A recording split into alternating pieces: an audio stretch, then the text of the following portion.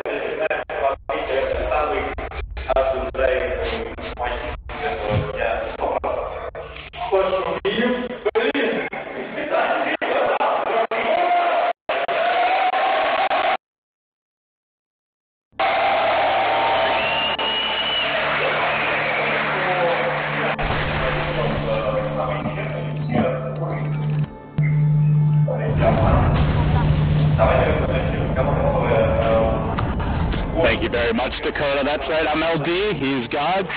Feels like old times, David. You tweeted, it's 2013 all over again, Alliance is winning, they're back with the old bands. Navi, a new band, but they've got some old faces in the mix, and they're doing pretty well with the new roster. Haven't won any major events yet, but have started to pull it together online, looking like they have a decent shot at making a run here towards the Manila Major, and, well, this is home turf for Navi. The crowd has been hyped up, ready to go. They were chanting for Navi before they even came in to set up their PCs, so you could definitely feel the passion here in Ukraine.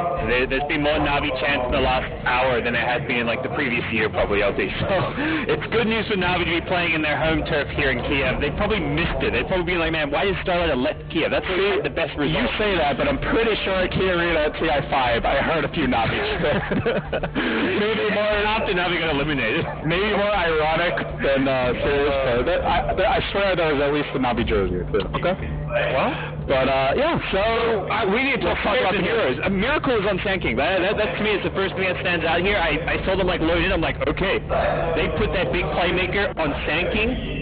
I think they want to give him a lane where he can try and abuse Navi. He's going to be possibly 1v1 against Beastmaster in the safe lane. Maybe they send the Lion down there with him if they want to give him an even bigger edge. Possibly just give him a bit of an early game advantage and then move the Lion around the map. But this to me really says that OG want to use Miracle to just punish that lane and then just have him take control of the game.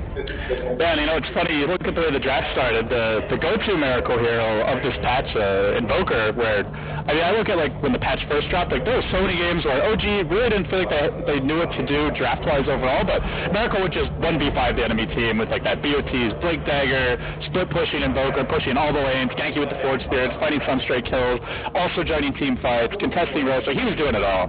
So that's the one kind of Miracle here, the super flashy, takes up tons of space and farm, but this is a totally different direction. Yeah, this Sand King is a hero that can be involved in everything. He just needs a little bit less farm. You get that fast, blink up or whatever it may be, Tranquil Soaring maybe, and just start roaming around the map as you please. So I'm really excited to see what Miracle can put together on this hero, and then you've got the lane pressure that the Eye of Bristleback can put out in the offlane. So I think with OG, they want to send the Bristle to the offlane to really try and get more out of the lane stage. Sending the Sand King offlane, running Bristle safe lane means you're not really dominating any of the lanes. With the way OG is setting this up, they could theoretically put themselves in position to win 2, maybe all 3 lanes if things go well for them, if the Earth Spirit doesn't really get much done. Well, as you can see, the countdown back out of the pause has begun, and we're underway. It's OG taking on Navi on enemy turf.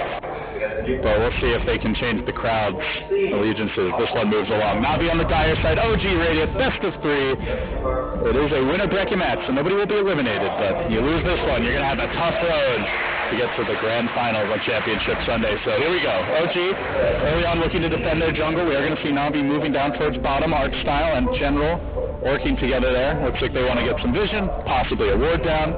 But already Miracle scouting things out. You can hear it. They just announced Navi. And this crowd is excited. Oh, yeah. I'm excited, Ellie. Yeah, very interesting picks. It's the first time I think we're seeing the full new Navi lineup on land, so it's going to be a big test for them. OG, hey, this OG has not looked like the OG of the Frankfurt Major. They have looked mortal, they have looked beatable, and they've got a lot to prove here, too. All right, well, the early aggression into the OG jungle we'll put Na'Vi in a position to kind of contest the pulls. The battle begins. But for both teams, it's going to be kind of emphasis around like what the supports can get done early. You've got Sunico on the Earth Spirit. On the Radiant side, you've got the Aya who will pair up probably more so with the Bristle on the offlane, but does have that potential to roam between mid and top. And like this early game, there's a lot these supports can get done. Yeah, you can see the Ward War is already going on. They know the importance of getting the Ancient stacks for Moon, so just trying to make sure that that's cleared out. And OG going to settle into a duel lane here. Suneko looking to support Dendi early on, try to handle some of the IO pressure, and already the tether in, the Spirit Siphon going out. Dendi going in with the auto attacks, and Suneko with the Orb of Venom going to work as well. Some blows exchanged here. So it looks like at least for now it is going to be 2v2 mid. Do you favor either lane, or is this just going to come down to execution? Neither side likely to get kills too early on. I think for the most part, IOD should be fine. Like once they get their levels here, they've got the heals that kind of split between them. So I think OG have a bit more sustain to outlast Na'Vi in this lane. So Sunico's going to have to try and pick his moment. And I think Death Prophet doesn't want to have to split the experience as much as Dendi is right now. I think more so in the OD's camp, you're okay splitting the XP if you're getting the farm. Meanwhile, bottom lane, it is Miracle on the Sand King. He's going to be getting some help here from the Fly Lion, but under early pressure, Fly did go for the pull. You can see the boar now harassing him, and mid lane, Suneko getting dove, no tail, out of mana, but he is really laying into these Na'Vi heroes, and he'll need this IO to heal him back up. I think the one thing maybe OG didn't expect was that Archstyle was going to start off in this offlane, because Sand King isn't able to win this lane against Beastmasters heavily with the Vengeful Spirit presence there. Again, back and forth they go, but Noini OG has no more mana to go in front. Na'Vi looking for the full kill, and they're going to get it. Suneko now trying to escape. That's for Remnant, but no chance to roll away. So, well, no bottle here early for OG. They went for the stick on the IO, and no tail. I believe not building towards one himself either, so unusual to see that in the mid lane. Archstyle's been lurking around this mid lane as well, though it doesn't look like he'll find any opening. Now he's got it, but didn't have it for the fight. Meanwhile, bottom lane, Miracle goes for the two-hero bow, turns and gives General a little flack, but he'll simply scurry away. So Suneko has made his rotation now, feeling like he's done his job mid. Death Prophet, though, not CSing very well. Only 3 and 4 here, so definitely needed that early kill. I think one of the scary things for the OG laning stage is that this Nature's Prophet is like level 4 and can TP in any time. Feature gets a fast phase boots, and considering that he's the top CS right now, even pre-phase boots, just with regular boots and the blades of attack, he does do some decent right-click damage. So a TP from Prophet can really upset the scales of any engagement. Yeah, he's going to be looking to do it in these other lanes. Miracle, by the way, he's actually going right. Archstyle is going to turn this one, though, potentially. Possible fair fire, will end up getting the kill, and survive through! The Caustic ends up bringing him down just barely in the end. He pops, but close call there. Creeps helping out. Yeah.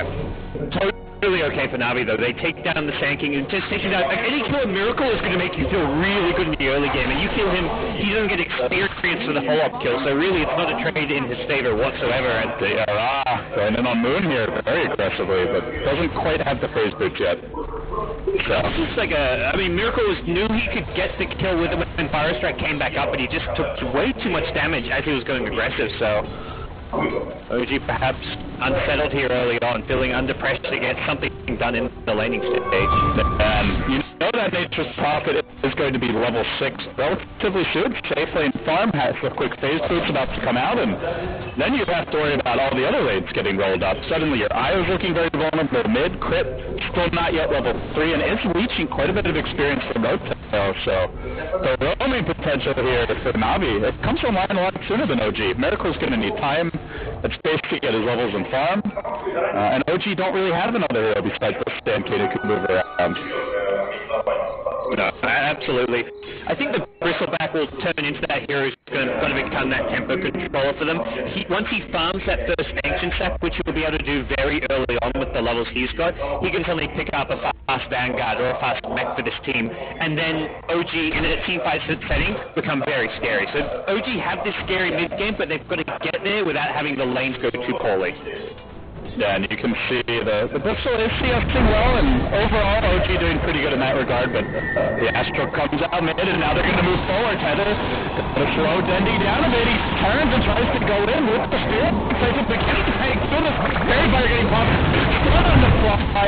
Dendy's going to drop, and now Natus looking for a bit more credit. Very low. J.R. will clean him up. To the north, Sinico drops away, pops in the stick, turning for the boulder kick. J.R. from the low ground, going to work with auto text. Couldn't quite lock Natus down. Still has a tango, even if the spell comes out. Unlikely would have been able to escape anyway. So it ends up being a 2-4-2.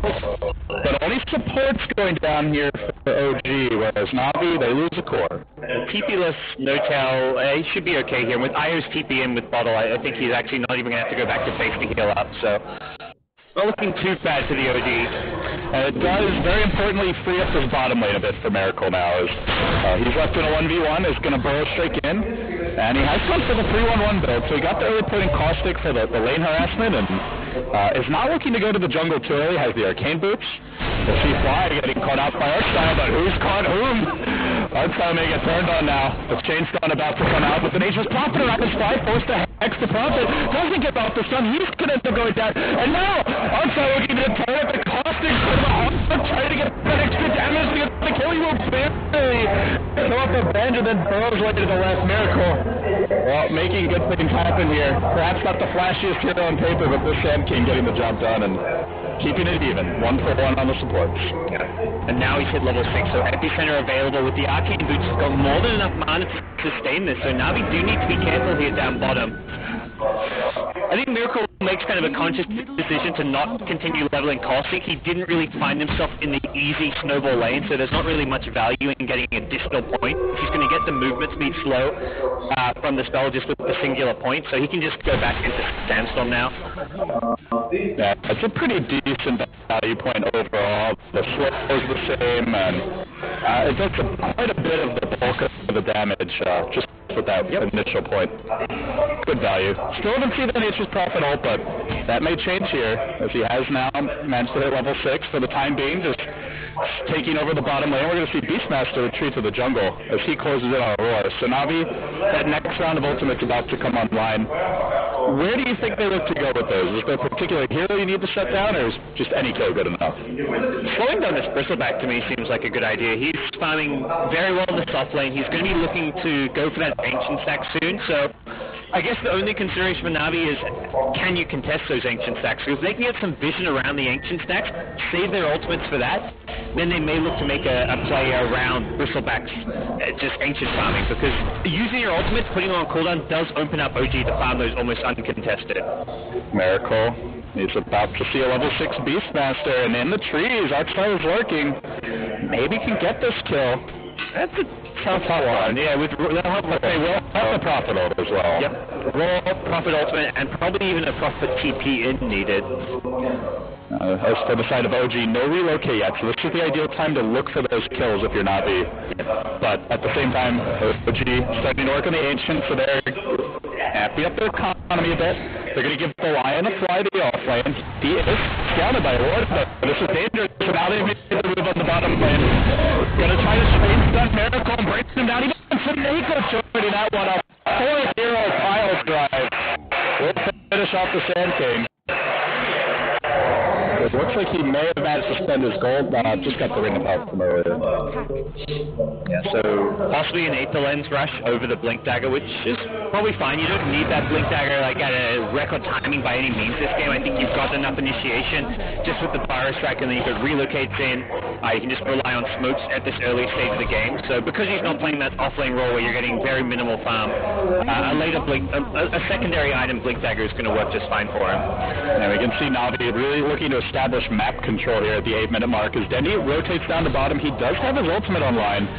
Tier 1 very likely to fall. Miracle, he has burst struck in. Dendy, no point on the silence just yet. Generally don't see it this early, but Miracle's still going to get pretty low off of that initial barrage. They're looking for the tower. OG, no rotations, no wisp ball just yet.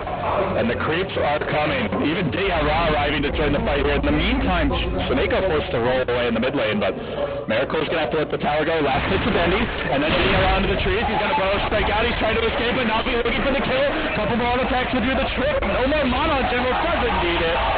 They get another. Navi, they make it 7-5, and they get closer to that first Roshan. One of the two key towers getting knocked down.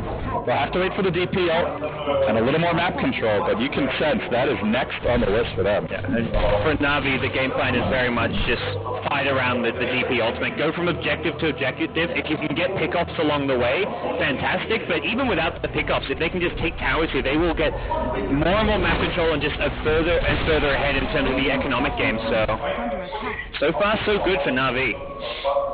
Yeah. Still waiting for crits level 6. There's the roll in. Soneko jumping on an Notel committing here. He's already got his with the magnetize. Might be enough for the kill. Notel's going to drop it. Now they're going to pull up this hit. Styles arrived, and the Navi hate train keeps on trucking. 2 more big kills, and all of it again right before the relocate. Hasn't been the best start for Crit, and you know, if he has it, he relocates the ODL to safety at the very least as carry lives. Maybe the rest of the team even turns the fight gods, but Navi have just been punishing them again and again. And this is a kind of scary sight for OG when you see how poor both your supports are. Just boots on the Lion. Io, no boots, trying to build up towards an urn already. Only barely above 1k net worth on Lion. Io down around 730. Collectively, they can't even match Art Styles' 5 position bench.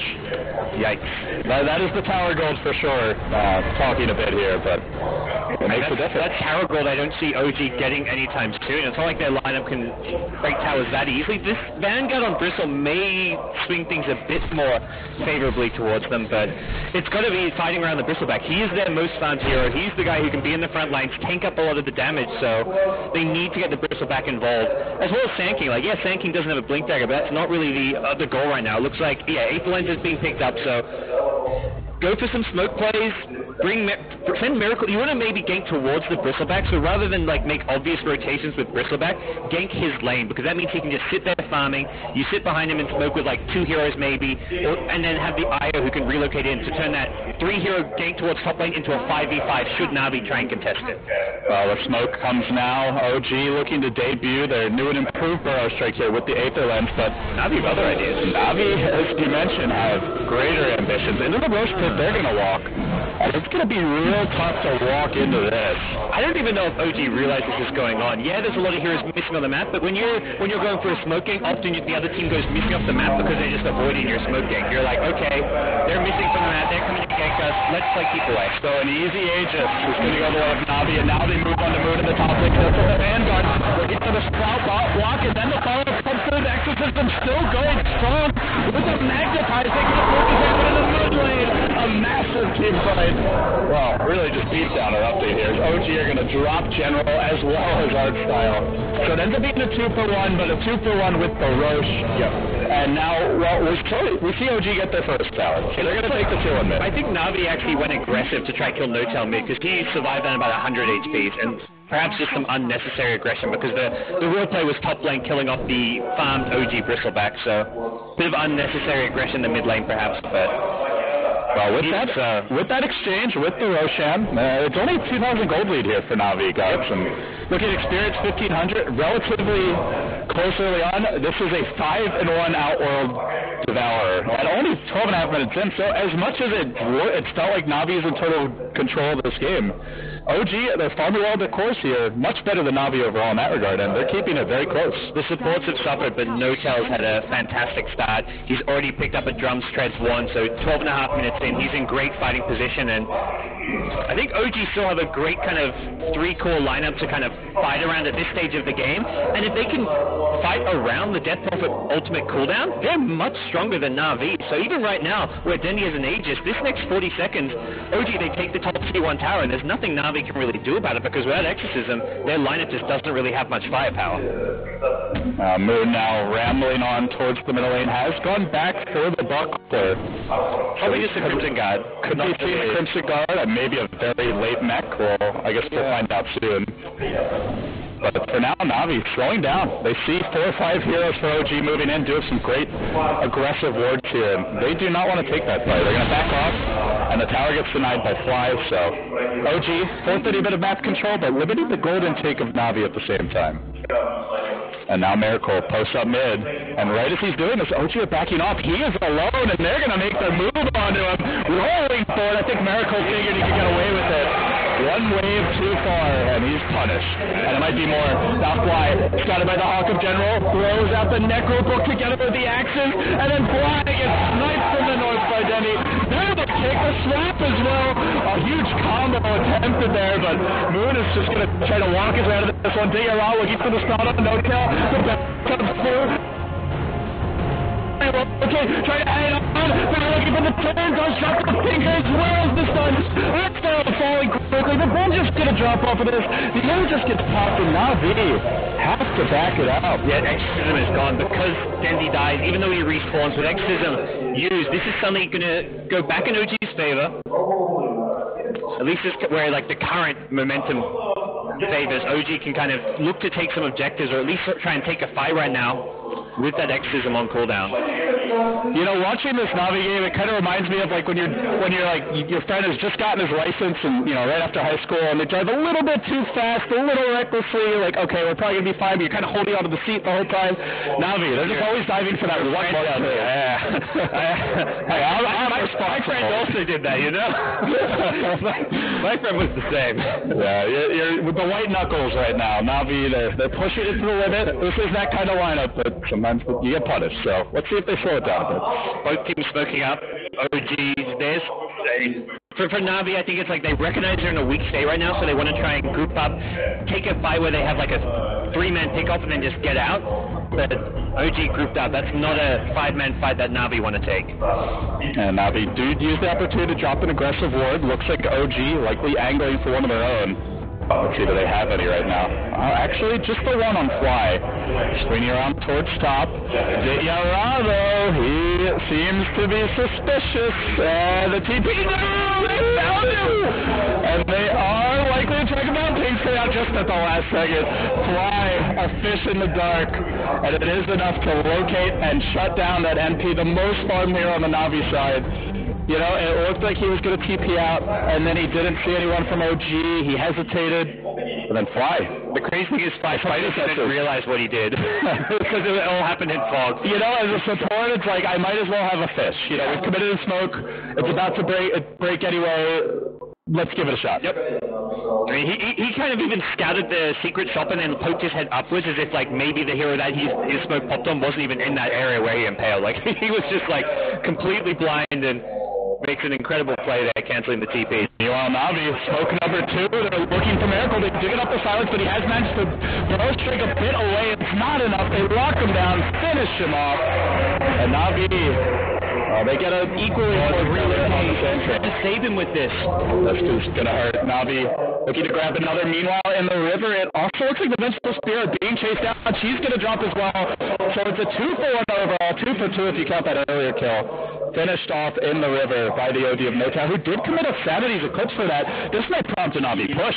No Sanity's Eclipse, no IO, and most importantly, perhaps, no Epicenter for Naus. Moon gets locked out, caught out. Even with Fly hitting a multiple arrow shot, it may not be enough, but he does punish Seneko, getting the counter kill. 6 kills back and forth in the past 2 minutes, but Navi, they are not thwarted. They just keep on moving in. With Sand King, still no Blink Dagger. So even when he respawns, it will be tough to force the fight. Very tipsy-turvy game, and Navi not even getting the T2 tower. I think respecting the OG just respawn timers and we'll back things off a little bit. Very even game here early on, guys. 3,000 net worth discrepancy, experience quite even. You factor in the towers as well. It's a 1 tower advantage right now for OG, but actually it's an even tower exchange, 2-for-2. So I mean, tit for tat all across the board, and if you take the Roche out of the equation, it's basically a dead even game. Yeah, for Na'Vi, it's kind of a lineup that you want to be ahead, taking more towers than your opponent at this stage of the game, and the fact that they're even on towers is probably a slight concern for Na'Vi. OG's teamfight is just going to ramp up. Miracle has level 2 epicenter, so once he has a Blink Dagger, you have your OD Sanity's Eclipse. It gets a lot trickier for Na'Vi, who don't really have natural BKB buyers. You can get one on Death Prophet, which is actually exactly what Dendy's doing. I think just respecting the fact that there's, I mean, not just the Stanky and the OD with their ultimates, but heroes like Lion can dish out huge magic damage. Nature's Prophet also building BKB, so not natural BKB buyers, but Dieter and Dendy. This is kind of all in where Na'Vi want to probably break high ground using the double BKBs and probably timing it up with the second Roshan, with the next Aegis that they're going to be getting. Yeah, along with that, they'll also have a Necro 3, possibly that Suneko Veil around that time if he opts to go for it, or some sort of basic utility item for the squad, so it looks like we'll also see a Medallion on Art Styles. That should help secure that next Roshan, and there are no late game items really being built by Na'Vi. I guess the closest thing would be maybe the Maelstrom of Dayara, but this is as much of a damage item as it is a split pushing one. No, with the BKBs, it's going to slow down the item progression for Dendy more so than for Dayara, just because Nature's Prophet, even when you go for, like we saw again earlier where Nature's Prophet went for an early mech, and it's like, is it really going to slow down Nature's Prophet farm? No, Nature's Prophet remains the most farmed hero in the entire game, just by the hero's nature. So for Dendy, it's probably a bigger concern that his first couple BKBs have to get a lot done, have to win a team fight convincingly, because once he gets down to a 5-second BKB and he gets late game and he's gone for this slow, non-farm efficient build with the BKB, Na'Vi will start to fall off. You mentioned the next Roshan, and Na'Vi, they've really prepped for it. They've got some great wards spread across the map, so if they see 2-3 OG heroes top, that may be cue to just go into the pit, maybe even forfeit a tier 2, but to secure that next Aegis could well be worth it. Yeah, so we're now within the window where he could be responding. So yeah, No-Tail picks up a BKB of his own, just allows him to be on the front lines a bit better. He can take out the Necro book without having to worry about the last will damage, which is always like a nifty little interaction because those books do a lot of damage early on.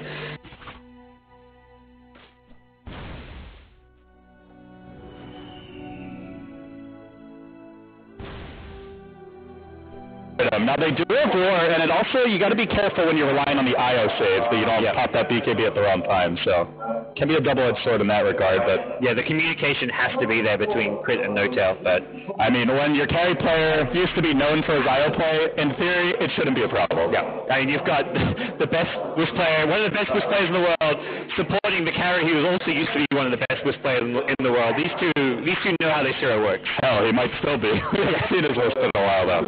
Crit's normally very serviceable in the role. So OG smoking, anticipating the roast, but Suneko just barely going to reveal it here from the high ground. He even starts painting it out, and the way he's just prowling around this cliff, you can just sense that he wants to go rolling in, but there will be an entire OG squad to greet him. Yeah, they should know fully well that this is either everyone on the OG side or at least 3 heroes, and they're waiting to relocate in the 4th and 5th. So yeah, they'll be safe, Na'Vi. They're going to tamper the aggression. It's a standoff right now. It's a break. For Na'Vi, I think you want to push out this bottom lane a bit, force those rotations back to defend, and you'll be going to the pit. They see Moon, and they're going to slowly work on this roast. They want to try and force OG to come in nice and Miracle may oblige with the Blink Dagger.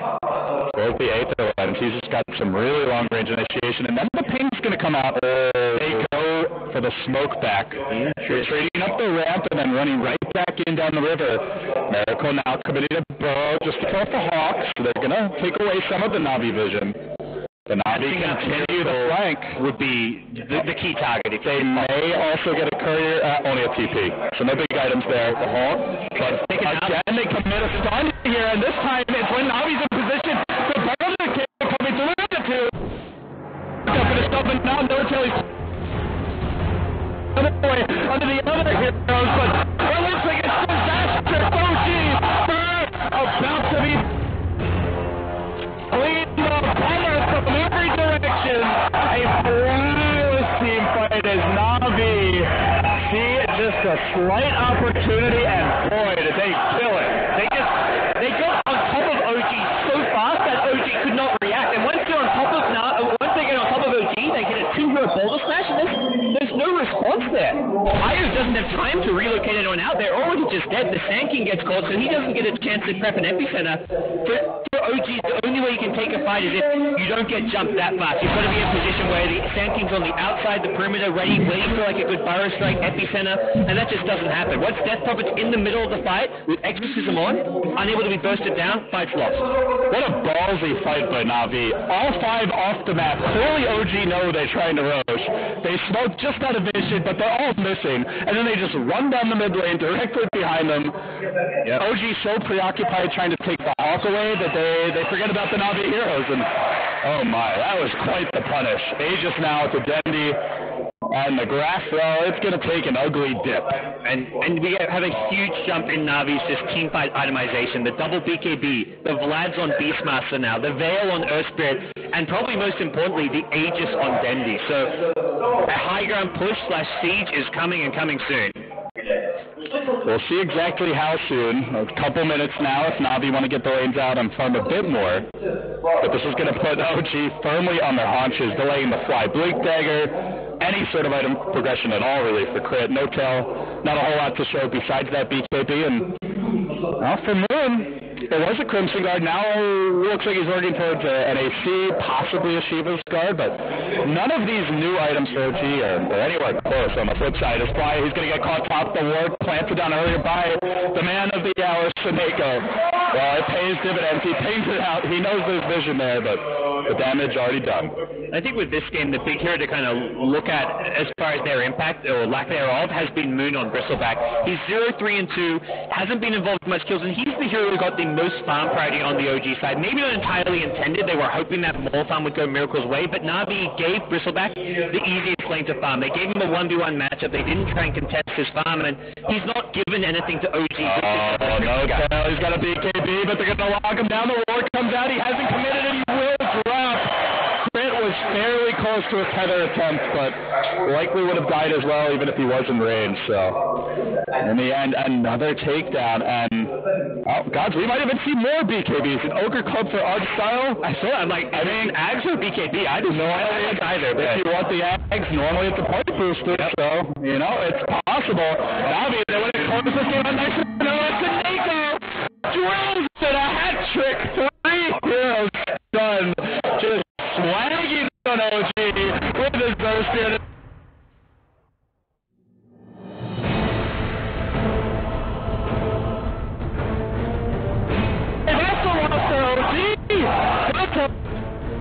No tail, no BKB, no.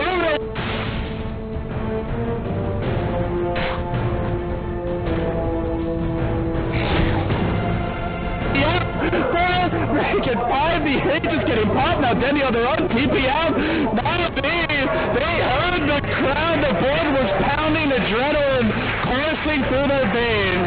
And they hit the pedal at the wrong time. Massive disaster in the Radiant base. Yeah, that Bristle buyback. Moon's like, okay, I've done nothing all game, but here we go. Let's do 3k damage in Cruel Sprays.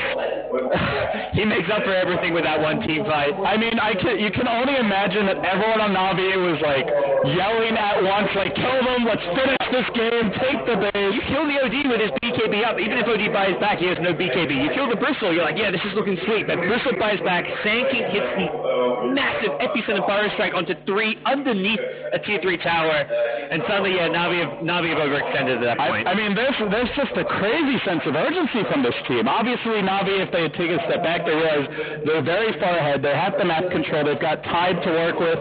As far as the Aegis goes, I mean, they still have 2 minutes now. They had like 2.5 at least when that fight happened. They just got too excited. Well, it brings OG back to the game. By no means does that turn things around yet. That was, okay, a 4,000 gold swing, but it's a 10k gold lead. Na'Vi have gotten this tier 3 tower down to effectively like 119 HP. They're still in a great position to actually go for another push, even without Aegis. I think this Na'Vi side, with just BKBs alone, can siege high ground.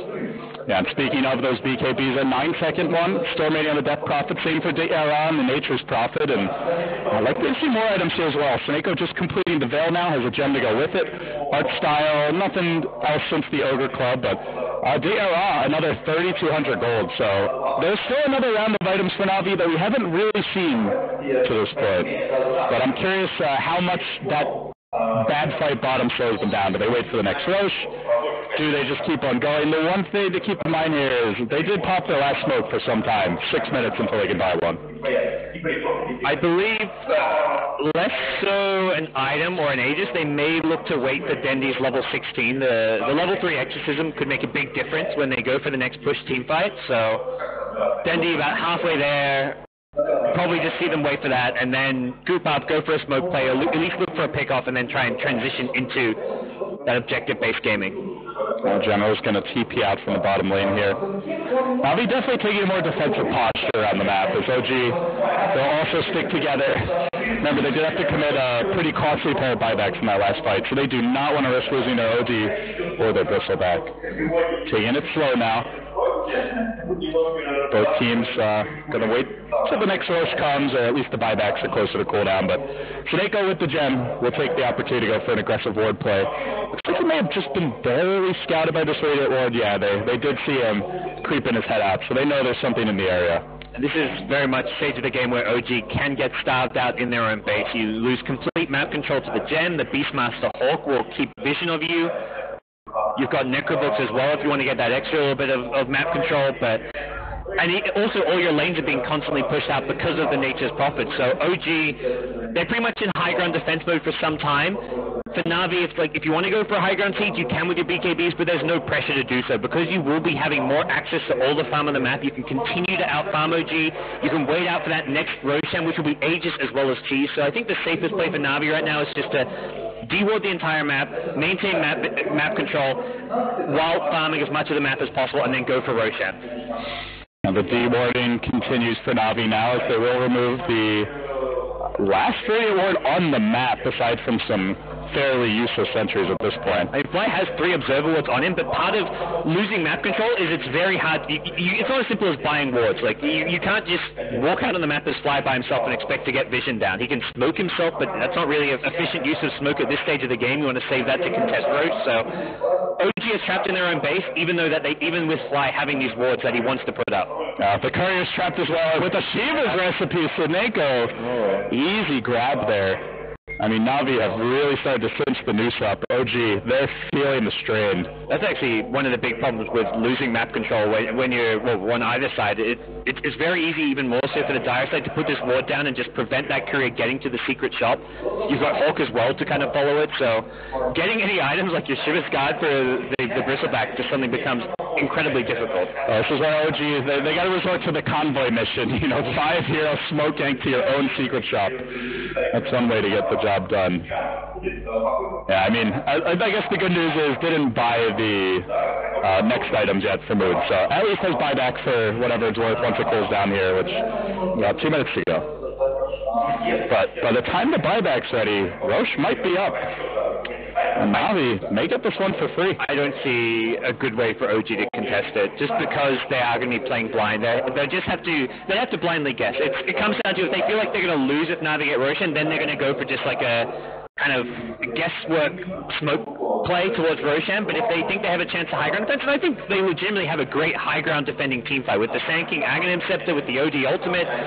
OG's going to probably pick up a Blink Dagger soon. I think OG's best chance in this game is going to be the high ground defense. Yes, there's going to be an Aegis and Cheese on Navi's side, but I think they put themselves in a better position to succeed defending high ground against Aegis and Cheese than just blindly smoking towards Roche.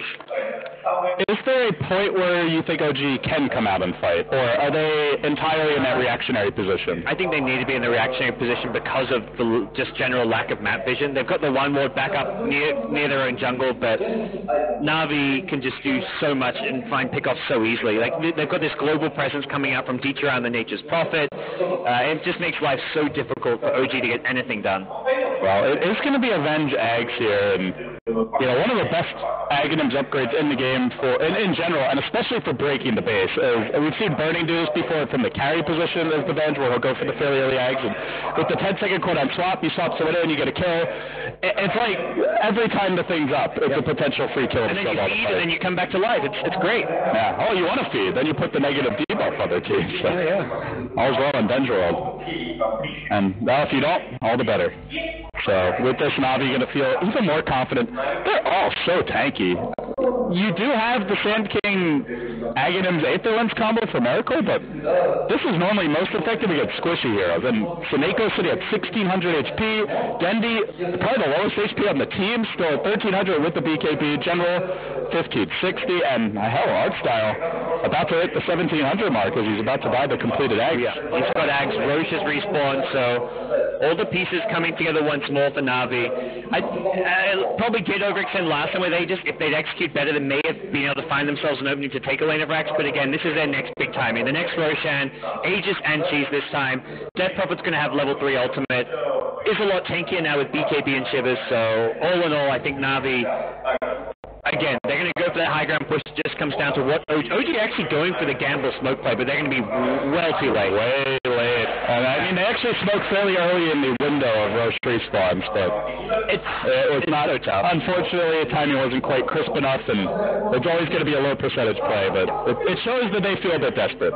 Now pressure's on to just defend your high ground against the Death Prophet Exorcism. The one benefit of contesting Roshan is, like, even if you just have a 50-50 fight, Na'Vi have to commit Exorcism for it, so they can't immediately transition into a push because that spell will be on cooldown. Instead, Na'Vi take Roche without using it.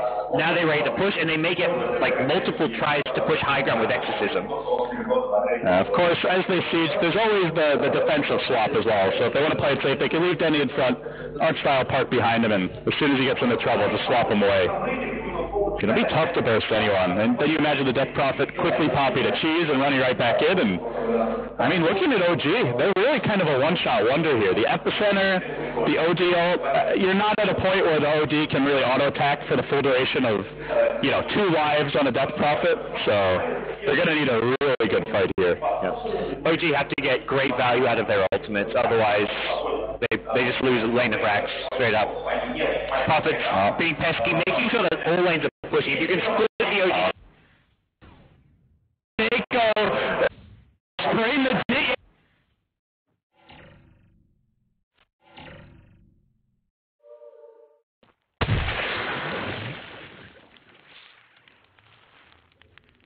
Now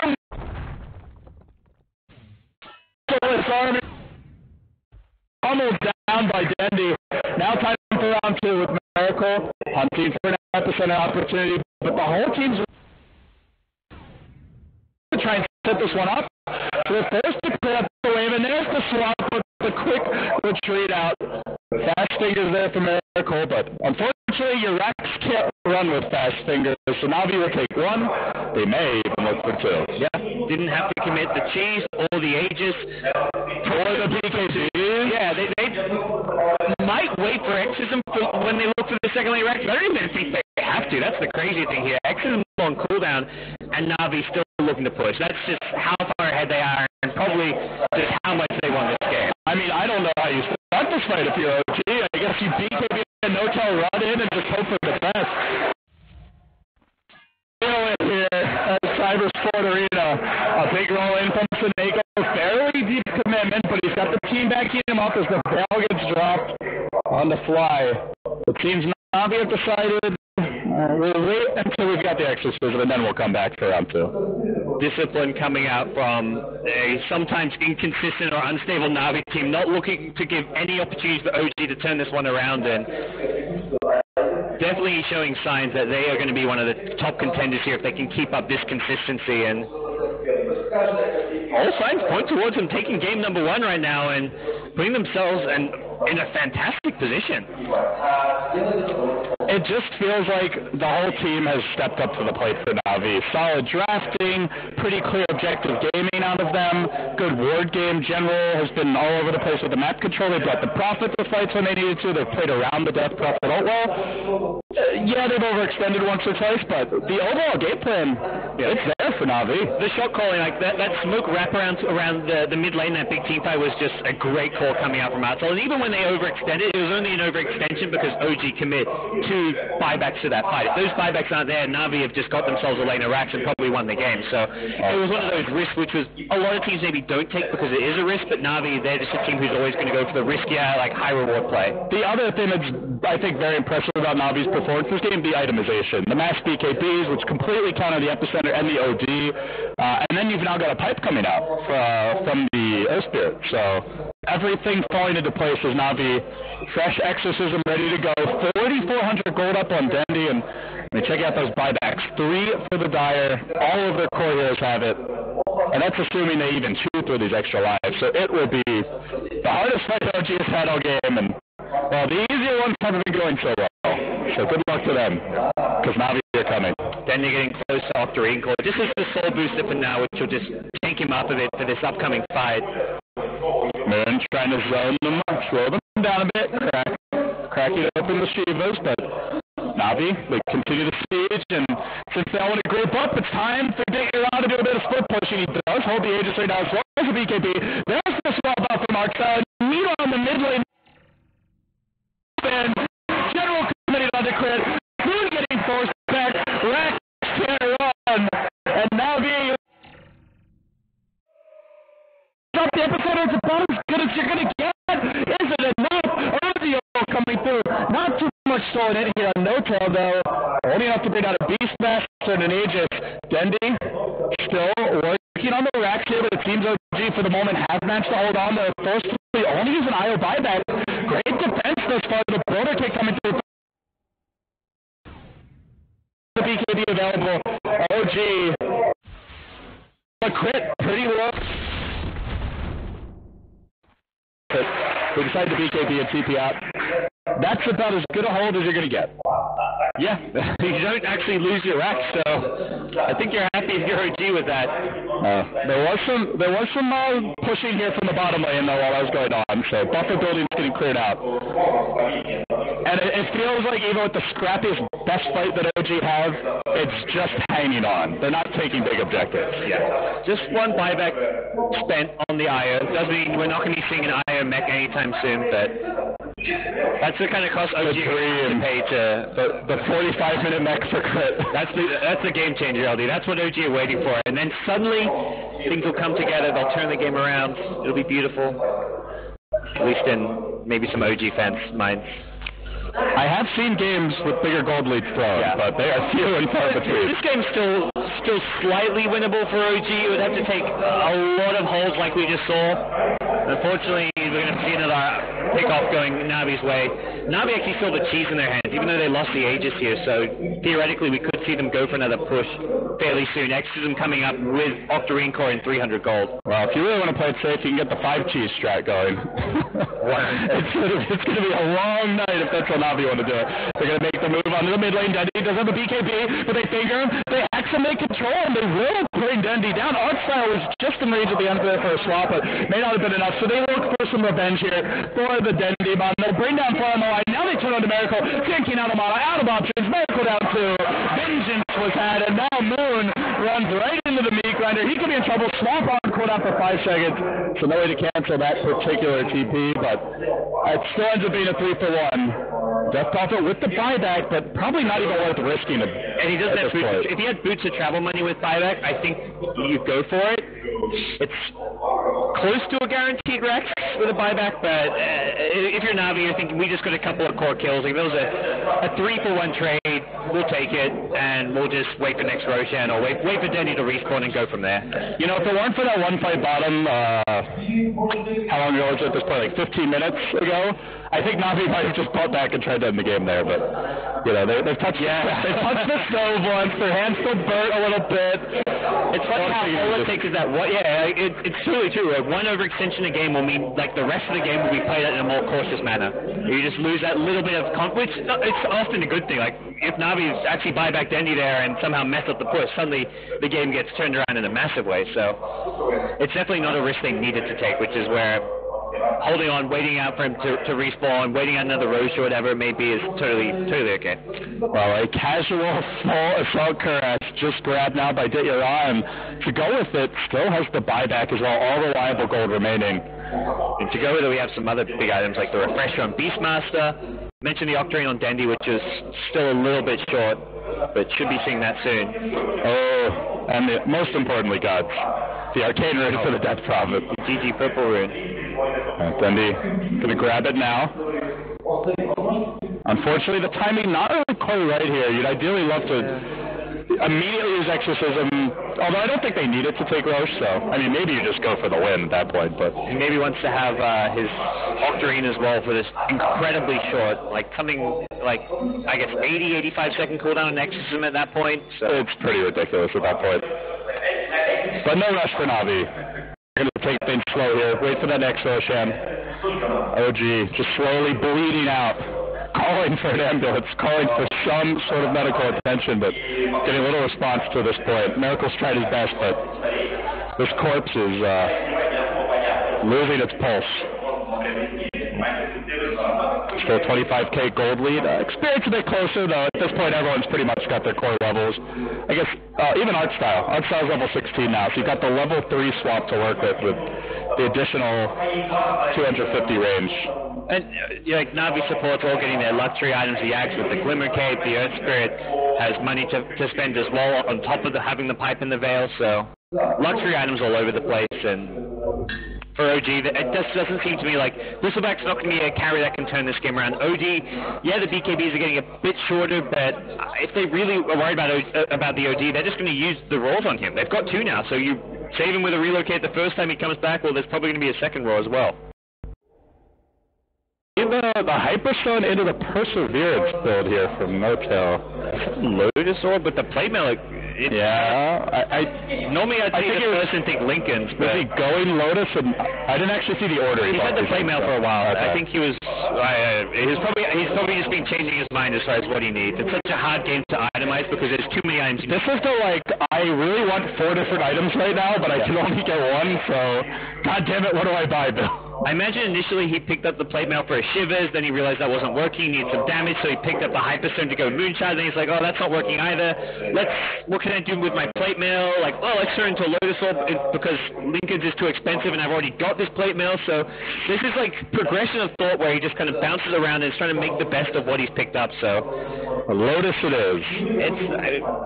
Good against the bench swap, maybe, the Roar, potentially. The thing is, you're still Roared, so yeah. I don't think Beastmaster, even if he sees him with a Lotus Orb, he may just throw a Roar anyways just to lock Dendy down. And then you swap him, and then he's likely dead. I mean, General roars himself at that point, but is General really going to die at that point? He's got such a strong force around him with the Exorcism that I think you just roar up Dendy and yourself, refresh after the roar wears off, and you've got another roar. So if you really need to, you just proceed to roar Dendy once more. The kinds of luxuries that OG don't have right now. DRA grabbing that next Aegis, so it's double cheese time for Na'Vi. Nothing cheesy about the way they played this game out, though. This has been just very solid, well-orchestrated dominance here through the first 44 minutes on home turf. Na'Vi looking for only a Game 1 win as DRA gets aggressive here up top. Did go for the TP, and he's hunting the Courier, perhaps, which actually has a completed AC for Moon. Let's see if he's going to find it. That will escape through the tree line. That is a Courier they cannot afford to have die now, as Moon already has committed his buyback into the gold spent on that AC. And it will make it out, so something, a silver lining for OG, if you will. I think the AC definitely going to help a decent amount against the physical damage of Na'Vi, but there's still a lot more problems to solve. Well, those problems are starting to mount. Top, mid, and bottom lane all pushing in. OG not only need to win a fight, they probably need to win 2 or 3 to get these lane turns around. As the Lotus Orb goes on to Moon, and he's going to start to man up here and get you off. Barely tanking this. They now get a stun off, but the roll comes through.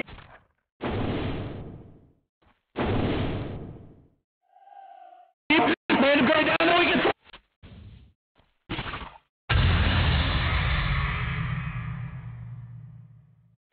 The force will relocate. Na'Vi. His defense is beating away at the tracks, and immediately the bloodthirsty crowd, they can see that Game 1 victory. It's just going to take 1 or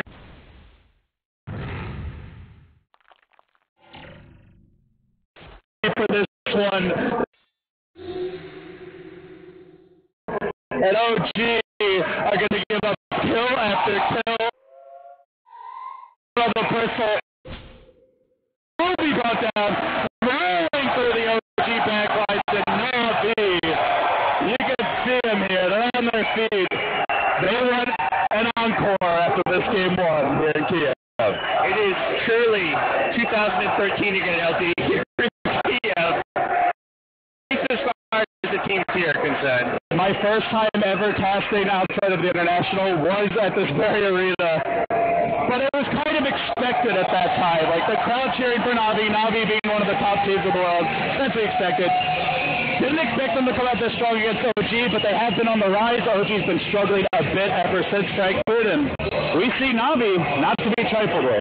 And the big thing for Navi now is not to get too ahead of themselves. Just game one of the best of three, a fantastic start, but OG is a team that will bounce back. Yeah, it's a best of three. We saw when they get overexcited, they can make mistakes. If the game was a bit closer at that point, or if OG was able to string those fights together, maybe it ends up being a different story. But I was very impressed by the way Navi took it down a notch. After that one bad fight, they're like, okay, let's get our gem, our BKBs, build the pipe on the Earth Spirit, wait for the next Roshan. There was some very good, as you mentioned, shot calling, not only early to mid-game, but especially heading into the late game. Very patient for Navi. A clear game plan from start to finish, with all the items they were picking up, with just the way they moved around, took objectives, and to me the most impressive call around the Roshan pit when they made that wrap around, catch them out with the smoke, proceed to take Roshan and just get themselves, basically win the game off that play. Well, it's pretty dominant trade here by Navi in game number one, folks, but it is a best of three. OG, they have come back from this type of deficit before. Can they do it again?